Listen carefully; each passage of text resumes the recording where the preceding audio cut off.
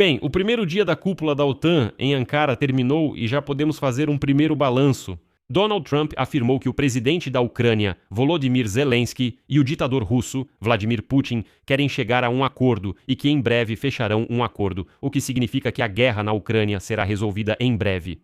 Segundo Trump, ele conversou recentemente por um bom tempo com Putin e deixou claro para ele que o melhor seria já fazer um acordo. Em Kiev não acreditam muito nisso, e o chefe do gabinete do presidente da Ucrânia, Kirill Budanov, declarou que a Ucrânia está pronta para lutar por mais alguns anos, caso Putin não se sente à mesa de negociações. Segundo ele, a Ucrânia tem margem de resistência. Zelensky declarou que os ataques de longo alcance da Ucrânia contra a Rússia tiraram de Moscou a confiança de ter zonas de retaguarda bem protegidas e que isso deve acelerar a conquista da paz. Zelensky afirmou: "Destruímos a ideia russa de retaguarda estratégica." Nos bastidores da cúpula da OTAN, dizem que Trump aprova ataques ucranianos em território russo e pediu que sejam intensificados para pressionar Putin a negociar. Zelensky afirmou publicamente que os ataques de longo alcance da Ucrânia privaram a Rússia disso. Na OTAN, há uma confiança histórica na existência de retaguardas seguras, mas publicamente ninguém fala sobre isso. Ao mesmo tempo, a OTAN está passando por transformações históricas. Por um lado, os Estados Unidos anunciaram hoje que estão transferindo. A transferência de produção de armas para a Europa envolve mísseis Stinger, ATACMS e até tanques Abrams. Zelensky afirmou que estão transferindo parte da produção de armas para a Europa, incluindo mísseis Stinger, ATACMS e até tanques Abrams. Por outro lado, a Europa está abrindo mão dos aviões estratégicos de direção e controle de longo alcance e está passando a utilizar aeronaves ucranianas e suecas. Trump também prometeu retirar as sanções e devolver a Ankara o acesso aos confiáveis F-35 dos quais ela foi privada. Trump também prometeu retirar as sanções da Turquia e finalmente reintegrar Ankara ao programa dos caças F-35. Esse feito levou as autoridades a pedir oficialmente aos russos, abre aspas, para não entrarem em pânico por causa da crise de combustível. Na Duma Estatal da Federação Russa, pediram oficialmente aos russos, abre aspas, para não entrarem em pânico por causa da crise de combustível. Bem, caso vocês não tenham entendido essa gíria sobre não entrar em pânico, porque o deputado Volodymyr pediu aos russos para não entrarem em pânico, e não é por causa de Kiev, nem por causa dos drones ucranianos. O chefe do gabinete do presidente da Ucrânia, Kirill, afirmou que não adianta reclamar da falta de gasolina após ataques ucranianos, pois há reservas na retaguarda. Vamos discutir isso e outros temas neste episódio. Meu nome é Alexei Peti, vamos discutir esse assunto juntos, mas antes de começarmos neste episódio. Meu nome é Alexei Peti e vamos discutir esse assunto juntos, mas antes de começarmos, peço que você se inscreva no canal, deixe um like neste episódio e escreva qualquer comentário abaixo deste vídeo. Hoje, 7 de julho, vamos resumir os acontecimentos do dia. Hoje, 7 de julho, começou a cúpula da OTAN em Ankara, com várias declarações importantes e até documentos assinados. Que Trump intrigou a todos com seus planos de encerrar a guerra na Ucrânia e sua longa conversa. Eles deixaram de confiar em uma retaguarda segura nas Forças Armadas. Mas vou começar com Zelensky, que em Kiev afirmou que isso ocorreu primeiro. Os ataques ucranianos de longo alcance à Rússia, chamados ataques em profundidade, tiraram de Moscou a confiança em áreas de retaguarda protegidas, o que deve acelerar a paz. Em Kiev, o presidente Volodymyr Zelensky. E então Kirill declarou que os ataques ucranianos de longo alcance tiraram a confiança na existência de zonas de retaguarda bem protegidas. Por muito tempo, a Rússia considerou como sua vantagem o vasto território, a retaguarda profunda, onde era possível instalar a produção militar com segurança e armazenar equipamentos. Tudo essencial para a guerra estava protegido, confiando que ninguém chegaria lá, mas conseguimos. O discurso de Volodymyr Zelensky também mencionou o ataque à refinaria de petróleo de Omsk, localizada a 2.500 quilômetros da fronteira com a Ucrânia. E aqui vai mais uma citação de Zelensky. Drones ucranianos romperam a defesa da Rússia e atingiram uma refinaria de petróleo russa na Sibéria. Isso não é uma exceção, é a nova realidade, e não restou nenhuma grande refinaria de petróleo na Rússia que a Ucrânia não tenha atacado. Aliás, esses são ataques. A Ucrânia, ao contrário da Federação Russa, não está lutando por prazer nem por ambições geopolíticas. Estamos aumentando o custo desta guerra para a Rússia e, assim, aumentando as chances de alcançar a paz. E aqui destaco que o ataque à refinaria de petróleo de Omsk, a mais poderosa de toda a Rússia, ocorreu em 6 de julho na véspera. Os drones atingiram as instalações de processamento primário de petróleo, que são o núcleo e coração da refinaria. E hoje soube-se que o ataque dos drones ucranianos paralisou a refinaria de petróleo de Omsk. Segundo fontes da Reuters, como resultado dos ataques dos drones, a unidade de processamento primário de petróleo AVT-10 foi danificada. Essa instalação representa cerca de 38% de toda a capacidade de produção dessa empresa. Além disso, devido ao ataque, foi necessário parar outra instalação importante, a AVT-11, que responde por mais 37% da capacidade da refinaria. Foi informado que a segunda instalação não foi atingida diretamente, mas como outra instalação próxima estava em chamas e destroços voavam, ela também acabou sendo danificada. Como resultado, até o momento, a refinaria só pode operar com 25% de sua capacidade. Mas foi tomada a decisão de parar o funcionamento da refinaria e tentar reiniciar as unidades de processamento de petróleo que estavam desativadas para compensar as perdas. Além disso, Zelensky declarou hoje na cúpula da OTAN que as forças ucranianas eliminam cerca de 30 mil soldados russos por mês. Segundo ele, só em junho, quase 28 mil ocupantes russos foram eliminados. Além disso, segundo Zelensky, as forças armadas da Ucrânia têm vídeo como prova da eliminação de cada ocupante russo. A esmagadora maioria foi eliminada justamente por drones. Segundo o presidente da Ucrânia, o país não se orgulha de supostamente estar matando tantos russos. E a Ucrânia simplesmente registra essas coisas com o objetivo de demonstrar que esta é, entre aspas, uma guerra que não começamos, mas que somos obrigados a lutar. Além disso, Zelensky afirmou que a Ucrânia deve estar na OTAN, pois, segundo ele, a OTAN com a Ucrânia é a aliança do futuro. Citação: "Você realmente acha correto deixar fora da OTAN um país e um povo que possuem esse nível de potencial de defesa? Se já temos essas capacidades, é bastante lógico que esse potencial se torne parte da defesa coletiva da aliança." E aqui é importante notar que, obviamente, tanto Kiev quanto Moscou tentaram aumentar as apostas justamente antes da cúpula da OTAN. A Ucrânia intensificou os ataques de longo alcance e, hoje, também atacou com drones. Até o momento, já há 10 petroleiros no Mar de Azov que tentavam levar combustível para a Crimeia. No episódio anterior, eu contei que durante a noite, em uma única noite, as Ptak Madiara, as forças de sistemas não tripulados das Forças Armadas da Ucrânia atacaram simultaneamente 8 petroleiros no Mar de Azov que tentavam levar gasolina para a Crimeia. E уже днем 7 июля, no dia 7, petroleiros também foram atacados no Mar de Azov. Ou seja, até o momento, em um dia, temos 10 petroleiros da Frota Sombra atacados que tentavam levar gasolina para a Crimeia, um navio de carga e uma balsa que estava parada em Kerch.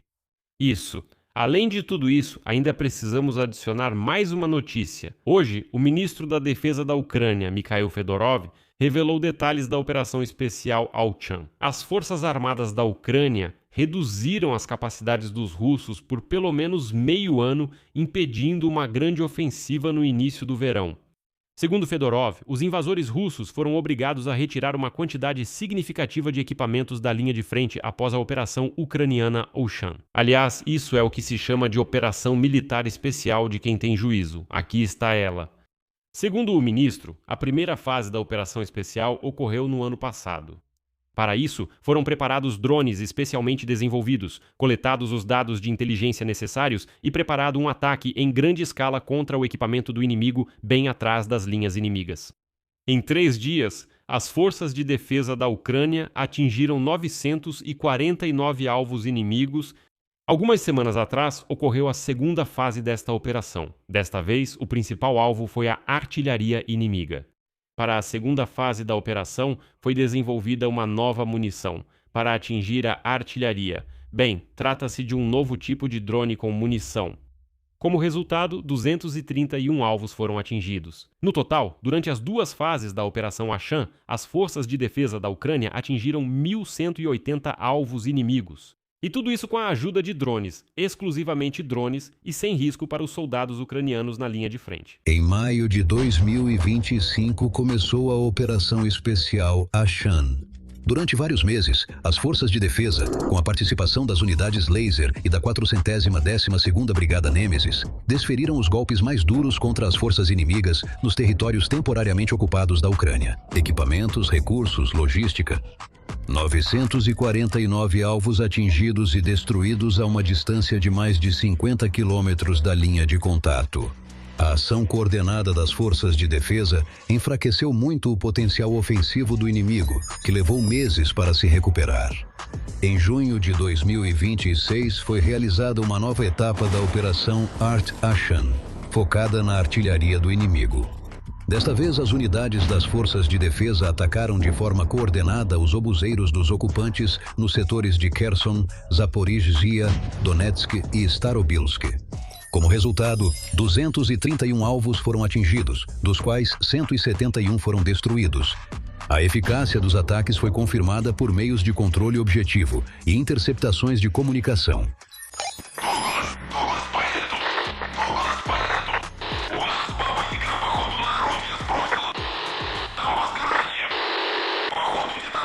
Já no primeiro dia, a atividade das tropas russas em toda a faixa diminuiu em 30% a 81%.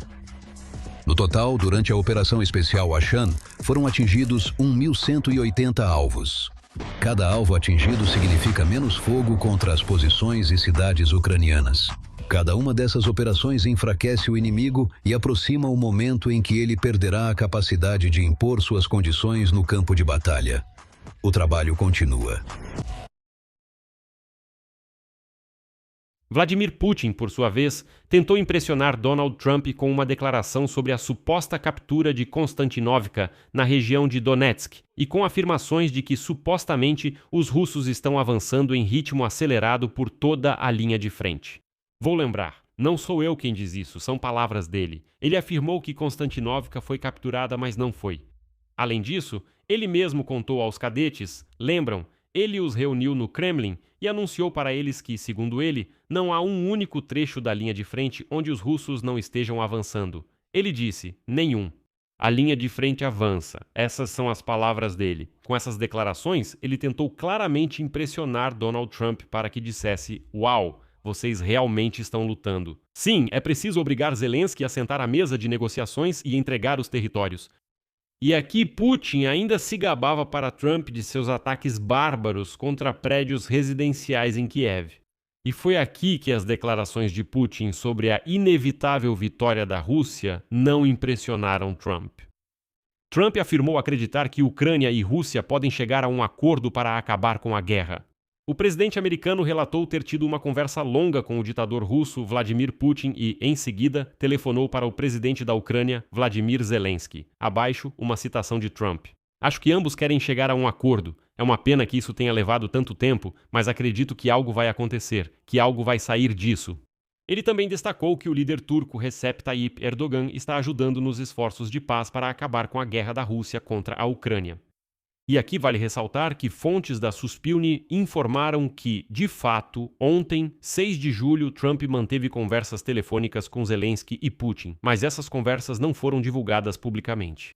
Portanto, há esperança de que o caminho das negociações realmente esteja avançando e existem previsões otimistas de que até o inverno pode, pelo menos, ocorrer uma suspensão das hostilidades. Embora eu, pessoalmente, recomende que se trate essas previsões com muita cautela. Muita cautela.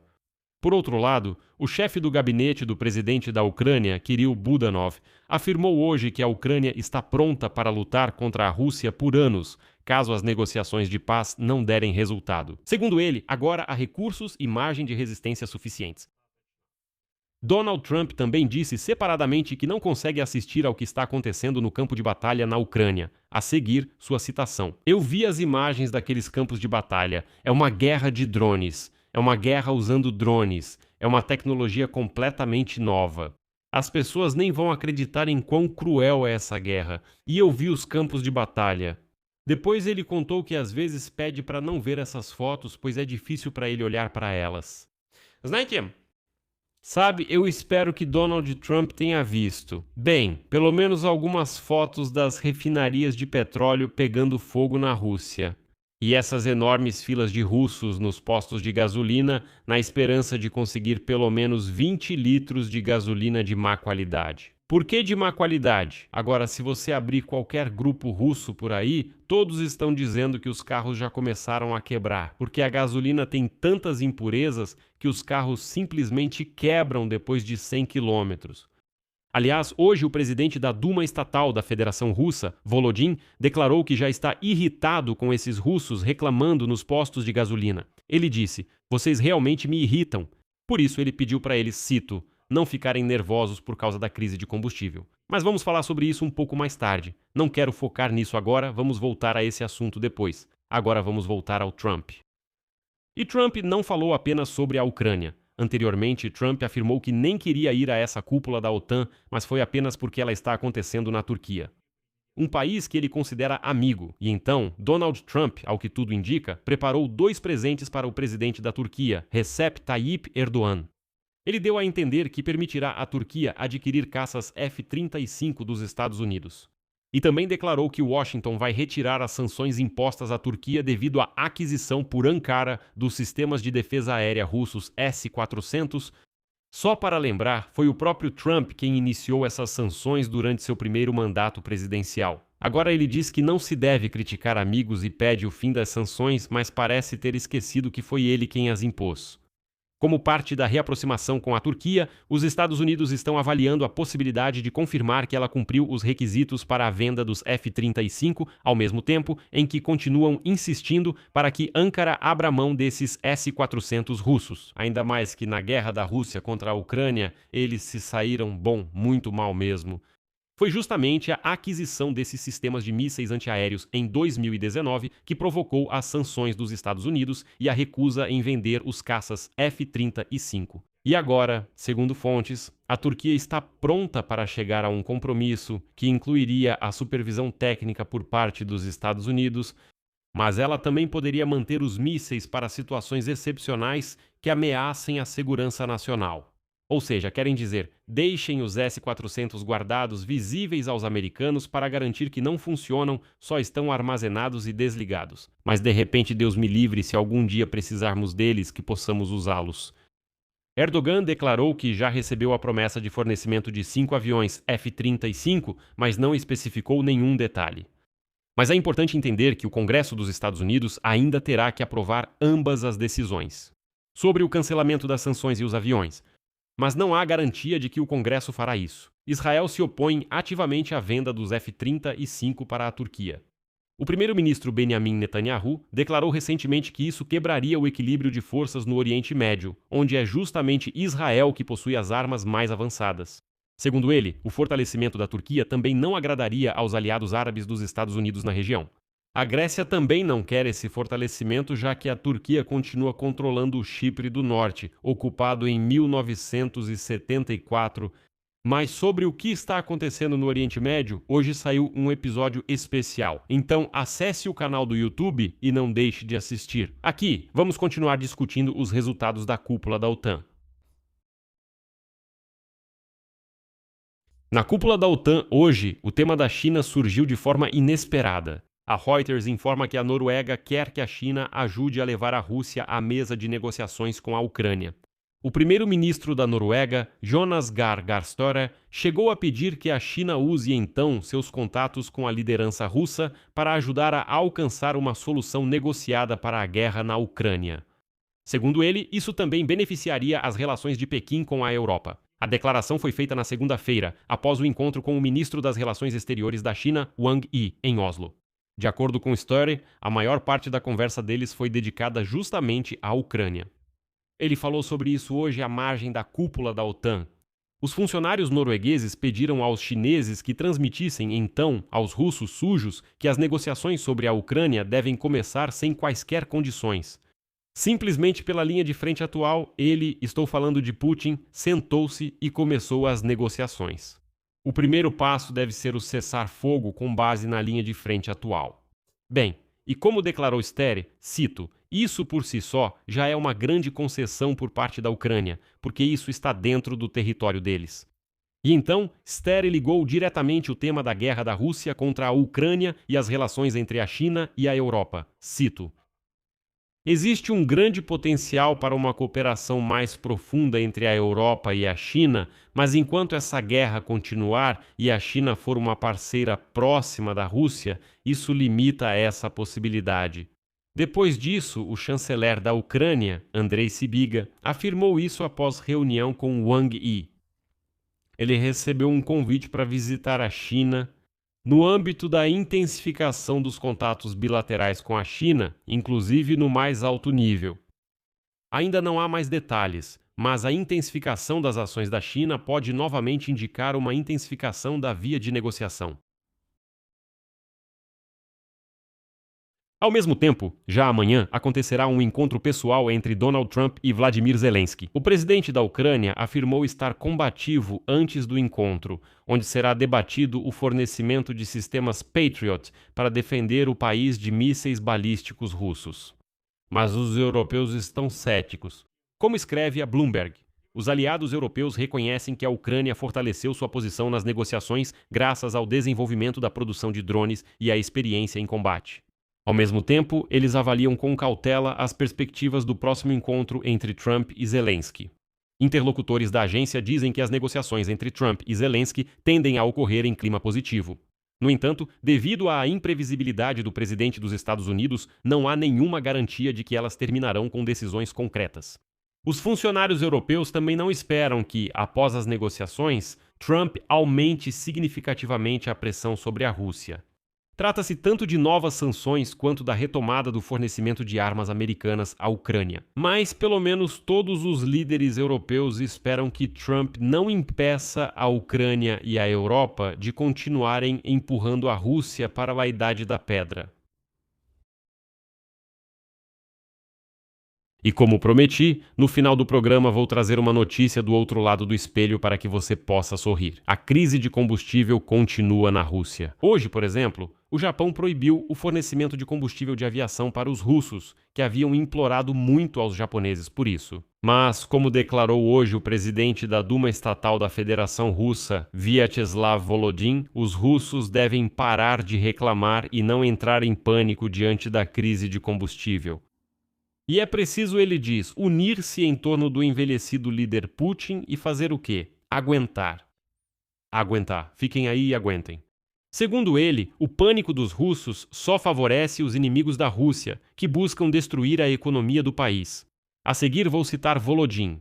Quando enfrentamos desafios, começamos a tremer, a entrar em pânico. Tudo isso favorece o inimigo. É preciso ter consciência disso, saber aguentar o golpe e ir até o fim. Quiseram destruir nosso sistema financeiro, mas não conseguiram. Também tentaram despedaçar nossa economia, mas também não conseguiram. No fim das contas, parece que Volodin inalou vapores de gasolina de má qualidade e declarou, cito, é importante lembrar que os participantes da OMI, Operação Militar Especial na Ucrânia, lutam pelo futuro do nosso país em condições em que todos os países do Ocidente estão contra a Federação Russa. Bem, sabe, eu respondo ao Volodin, lembro que até 2014, antes desses russos sujos invadirem a Ucrânia, toda a Europa mantinha um comércio intenso com os russos e nem pensava em se opor à Rússia. Havia a maravilhosa Angela Merkel, que na verdade defendia o Putin, ia até ele, apertava a mão dele, passava vergonha, fazia negócios e assim por diante. Nada disso acontecia. Mas Volodin diz, o Ocidente se levantou contra nós, quer nos destruir e assim por diante, então, russos, vamos aguentar? Lembro que essa tensão entre os russos está aumentando por causa da grave crise de combustível, que atingiu praticamente todas as regiões controladas por Moscou, exceto, por enquanto, Chukotka. Devido à campanha ucraniana contra refinarias russas, foram impostos limites à venda de combustível e proibido o abastecimento em galões no país. E as filas nos postos de gasolina, em alguns lugares, já podem ser vistas por satélites em órbita. Mas, como disse Volodin, russos, aguentem firme, porque o lema de vocês é ser capacho. Aqui vou deixar reticências. Sua opinião, seus pensamentos sobre isso, escreva nos comentários abaixo deste vídeo. Inscreva-se no canal, deixe seu like e ative o sininho. Por hoje é só. Cuidem-se. Até mais a todos.